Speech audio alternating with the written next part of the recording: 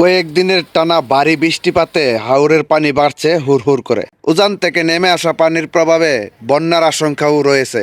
উজান থেকে নেমে আসা পানির প্রভাবে ও টানা ভারী বৃষ্টিপাতের কারণে হাওরের পানি যেমন হুড়হুড় করে বাড়ছে, তেমন বাড়ছে কালনী নদীর পানিও।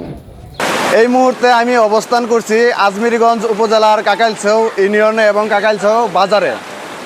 আজকের বৃষ্টিপাত অনেকটাই কঠিন এবং আজকে সকাল থেকে এই পর্যন্ত ঝুম বৃষ্টির কোনো ছাড়ার আশঙ্কা দেখতে পাচ্ছি না।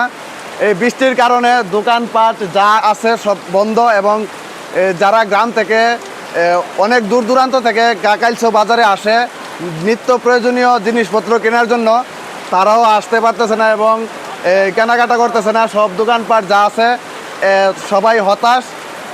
টানা কয়েকদিনের বৃষ্টিপাতে হাওরের পানিও বাড়ছে খুব দ্রুত এবং হুড়হুড় করে। এই ভারী বৃষ্টিপাত আগাম বন্যার আভাস দিচ্ছে বলে মনে হয়। সোহেল হোসাইন, ইটনা, কিশোরগঞ্জ।